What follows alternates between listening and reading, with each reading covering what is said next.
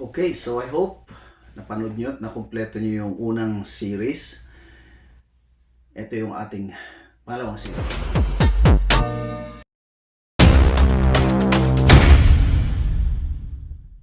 Magandang araw mga kababayan. As promised, ito yung pangalawang series na continuation ng video na una nating nilabas about the cybersecurity experts na nag-present ng mga loops and flaws sa software. So, without further ado, let's keep on moving. Second series, and then after this will be third series last. Okay. So let's start. First, I want to dispel this silly myth that the entire back end of our nation's voting system isn't connected to the internet. Here is a trace of just Dallas from 2018. This is the Dallas system, and look at all the servers that it connects to, the IP addresses and servers. This thing is totally, completely connected to the internet, and anyone telling you differently is not being straight with you. We found all kinds of security problems. For instance, all of these various sites, and these are various county sites, should have their own SSL certificate. In other words, this is kind of like the front door key to your house. So let me just show you. I'm going to blow up just this one little section, but everything on this page actually is sharing the same SSL certificate in 2018. So you see, here's Dallas County right here. Here's Miramar, Florida, Madison County, Jefferson, Hudson County, New Jersey. I mean, it is unbelievable. This is the same as if you and all of your neighbors for 10 blocks in every direction around you shared the exact same front door key. How good is your security? So I wanted to share with you exactly, and this is oversimplified, but this will give you a pretty good idea about really how the whole election system's set up. You and I vote out here at the voting place. And one way or another, whether it's on thumb drives or over modems or wireless or however, it gets to your county's central county. And there they have the whole poll book records and voter rolls. They have databases that are unofficial and official. They have tabulation and reporting software. And this whole thing is either run by private voting companies or by what we call mid-level companies that simply use some of this software and hardware. But these are all done almost exclusively in the U.S. today by these private companies that have their own election management systems. And it's a real patchwork. That's part of the problem. So what happens? Well, all this stuff in red actually goes to one of these guys, and they house your votes, and they also store them in the cloud, and then either through the Associated Press or Decision Desk HQ, it gets reported to the media.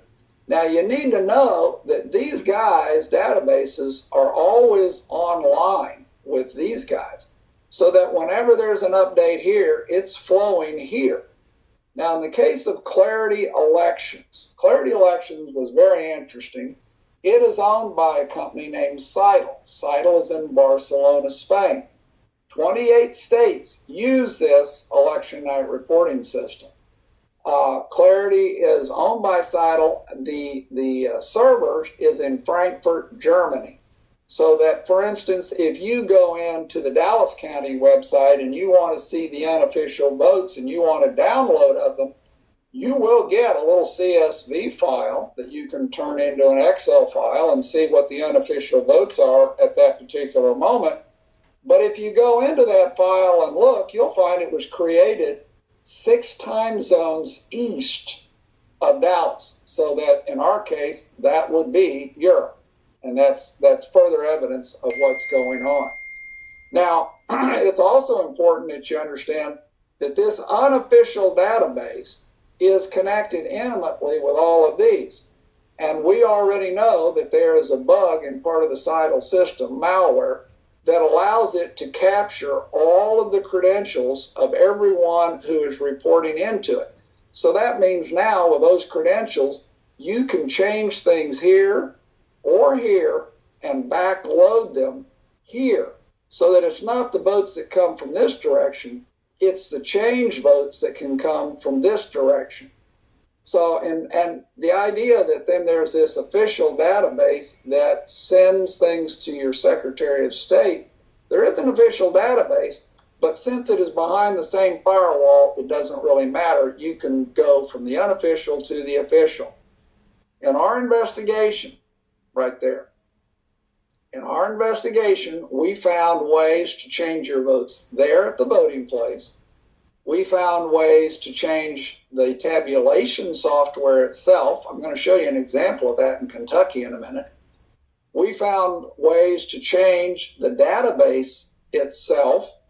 We found ways to go into both of these and change the software that they have that then gets loaded into the equipment here that goes to the equipment here and rig a vote.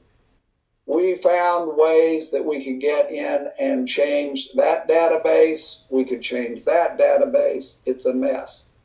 So what did we see that was strongly suggested in Dallas in 2018?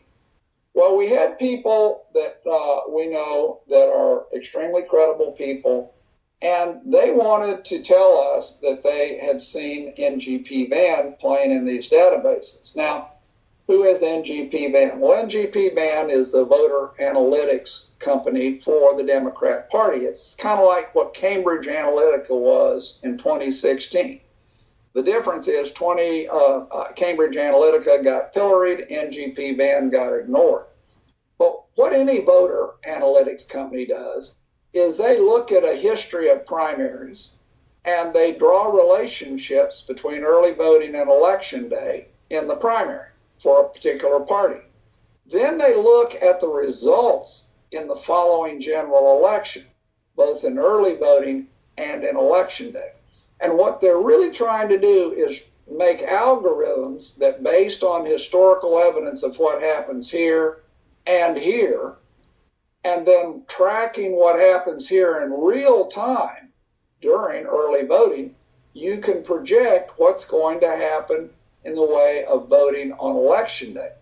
And one of the byproducts, of course, is that it will tell you at the end of early voting how many early votes would need to be added or subtracted in order, according to your projection, for you to win on election day. That gets pretty important, particularly in what we've seen in the last 48 hours here in the United States. So what happened in Dallas? Well, the votes from the precincts were sent via flash memory card to the central tabulation servers in Dallas, and then these four players got involved. That's what we saw on the previous slide. We saw that you have an operator at the county level, and that is being constantly updating Clarity, which is also updating Sidle and their clouds. And in the case of Dallas in 2018, this operator had his own laptop. He was bringing it in and out of the tabulation room all the time during early voting and election day. And in one case was seen taking a thumb drive out of his laptop and plugging it in here. There are wireless connections here, and there are wireless connections here so that the unofficial database can transmit. One of the things that bothered us was the timestamp mismatch error that we saw thousands of times in the logs in Dallas.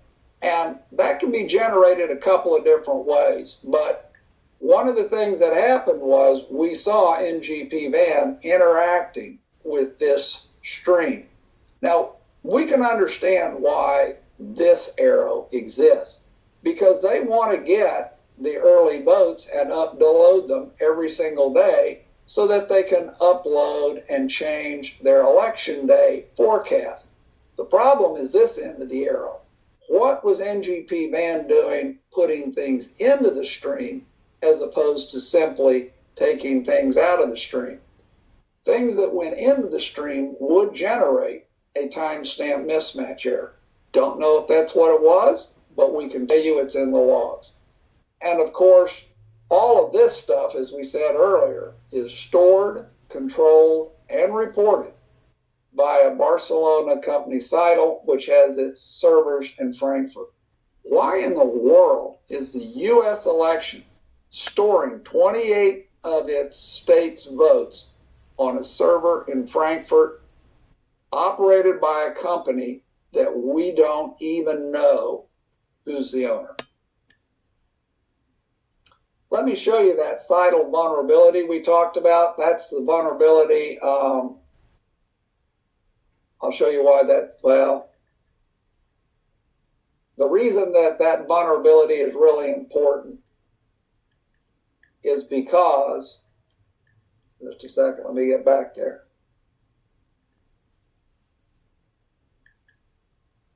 Because if you can get in here and you can see all the votes, you can change them, and this vulnerability I'm going to show you allows you to get all the passwords and usernames to backload it into counties if you wanted to change it later. So let me show you that vulnerability just so you know what's going on here. The malware is called QSnatch, and it's already inside Sidle at an area called Sidle staging. That in the blue is the indicator that QSnatch is there and operating. So what does it do? Well, QSnatch is what's called a CGI password logger. And basically between that and the credential scraper, it allows them to not only get credentials for all of these counties, but to be able to log in. It has what's called a backdoor, and basically that means that it can execute arbitrary code on a device if it wants to. It can exfiltrate, in other words, it can take files out of the system and send it back to their infrastructure so they can see what's happening. It has web shell functionality for remote access so they can get in.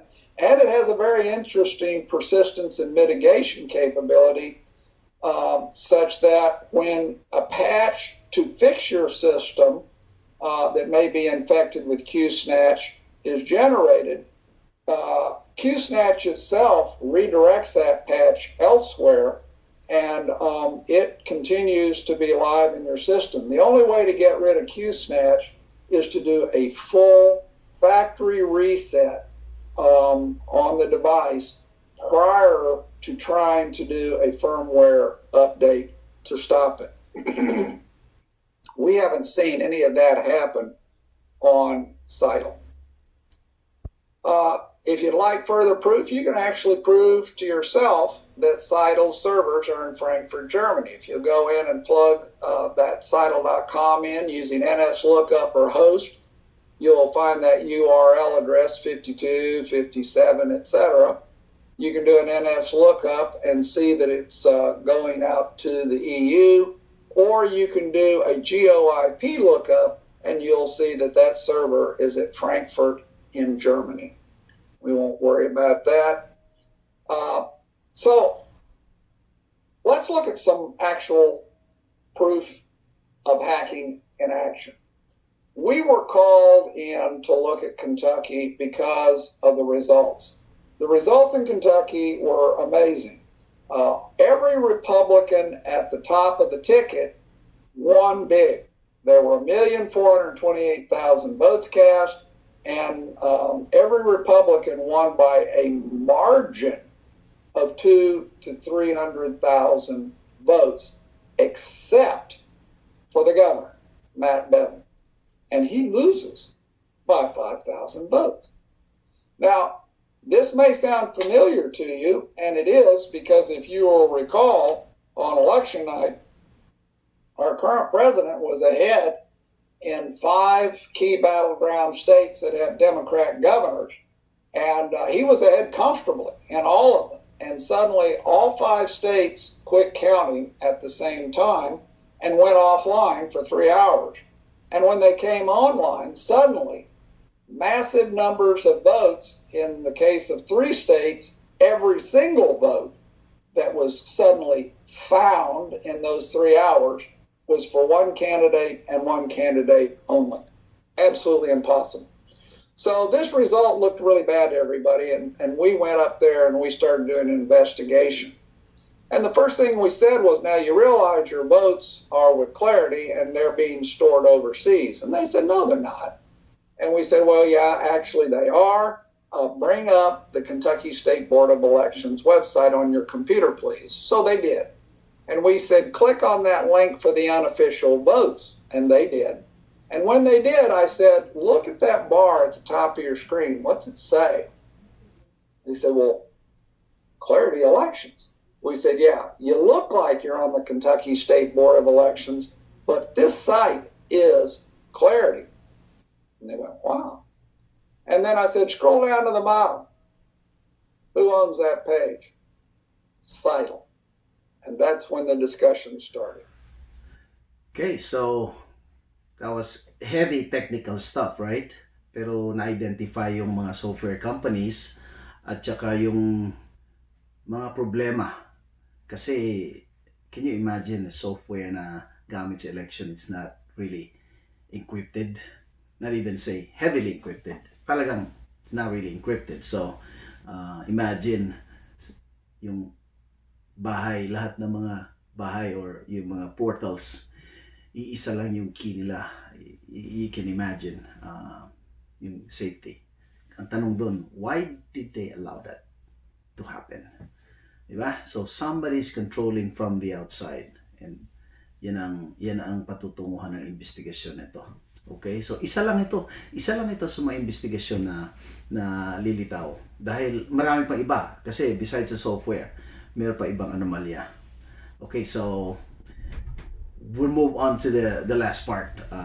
Pretty exciting yung last part, and then, makikita natin yung action. Ito, nandito na yung mga action actually, pero yung actual na makikita sa public. Okay.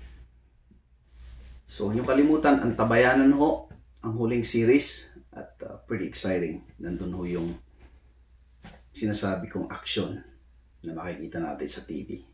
See you on the next video, the last series.